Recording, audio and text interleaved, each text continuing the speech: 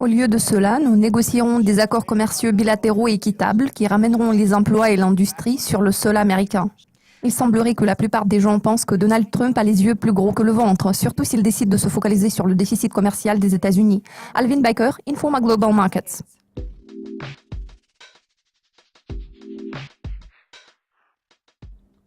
Un conseiller de Donald Trump a déclaré que la monnaie unique était fortement sous-évaluée, accusant l'Allemagne de profiter indûment d'un euro faible. Alors Alvin, les données sur la croissance du PIB allemand seront-elles au centre de l'attention générale cette semaine? Il faut se rendre à l'évidence. L'équipe de Trump a mis l'accent sur l'Allemagne. Ainsi, les chiffres allemands seront surveillés de très près.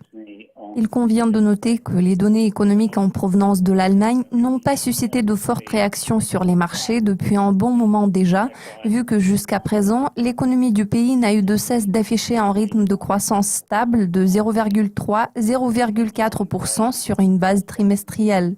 Cette tendance a été observée tout au long des années 2015 et 2016. Cela étant dit, le taux de croissance annuel moyen devrait être beaucoup plus élevé pour provoquer une réaction prononcée des marchés. Il est vrai que les revenus salariaux ont progressé en Allemagne. Je dois toutefois vous avouer que j'ai du mal à comprendre les raisons pour lesquelles l'équipe de Trump a décidé de s'attaquer à l'Allemagne, puisque ce genre de dynamique est également observé dans d'autres pays industrialisés. De toute évidence, une telle attitude ne fait que déstabiliser la situation. Je peux dire que dans ce contexte, le comportement de Donald Trump ressemble à celui d'un chien qui aboie mais ne mord pas. Donc il n'y a pas lieu de s'inquiéter.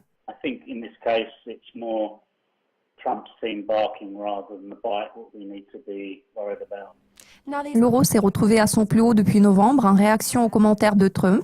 Verrons-nous une accentuation de la volatilité de l'euro cette semaine, à votre avis? L'euro a légèrement progressé à partir de la barre d'1,08 en raison de certains facteurs qui ont joué en sa faveur. Pour le moment, tous les regards sont tournés vers le différentiel entre les taux d'intérêt de la Fed et de la BCE. Les investisseurs s'attendent à une nouvelle hausse des taux par les réserves fédérales américaines. Ce facteur contribue à un affaiblissement de l'euro. À l'heure actuelle, les deux banques centrales semblent avoir adopté une attitude attentiste. En tout cas, je pense qu'il sera difficile pour l'euro de grimper vers la barre d'1,0850. Le taux de change de l'euro est censé fluctuer dans une fourchette comprise entre 1,0550 et 1,0850. Cette fourchette devrait être maintenue jusqu'à ce que la Banque centrale européenne décide de procéder au retrait des mesures d'assouplissement quantitatif. Parallèlement, il ne faut pas perdre de vue la Réserve fédérale américaine. Il me semble qu'elle envisage d'accélérer son rythme de resserrement monétaire contrairement aux attentes des participants au marché, ce qui se reflètera sûrement sur le taux de change du dollar américain. C'est pour cette raison que je pense que le discours de Janet Yellen programmé la semaine prochaine aura le plus d'influence sur le taux de change de la paire euro-dollar. Le président américain nouvellement élu a mis l'accent sur le déficit commercial des États-Unis en tant qu'indicateur clé des opérations commerciales entre les USA et leurs partenaires. Quelles sont vos prévisions en matière de données sur la balance commerciale américaine? À quel genre d'impact vous attendez-vous? Ces données semblent avoir regagné de l'importance, bien que leur impact sur les marchés ait été assez limité ces dernières années. Les déclarations protectionnistes de Donald Trump concernant une augmentation des droits de douane et celle de la taxe sur les produits importés sont susceptibles de changer la dynamique du déficit commercial des États-Unis.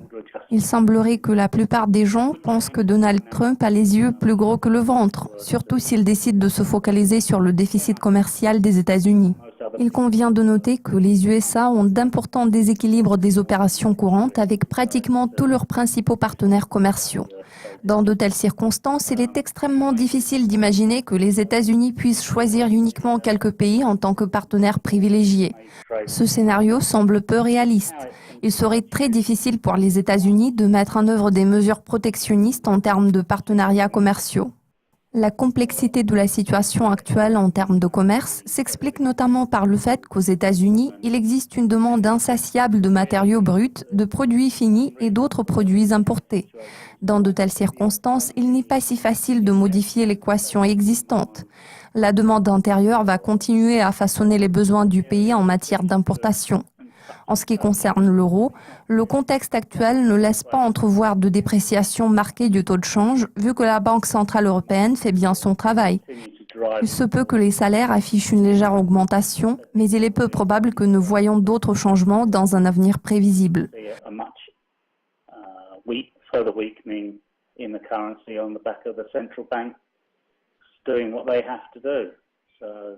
a lot more jawboning, but that's about it. En tout état de cause, il est absolument nécessaire de remédier au déséquilibre existant de la balance courante en mettant en œuvre une politique budgétaire adéquate ainsi qu'en réduisant les impôts car cela pourrait aider à stimuler la croissance. Il est important de garder à l'esprit que les mesures protectionnistes ne feront qu'entraîner une dégradation des relations avec des partenaires commerciaux.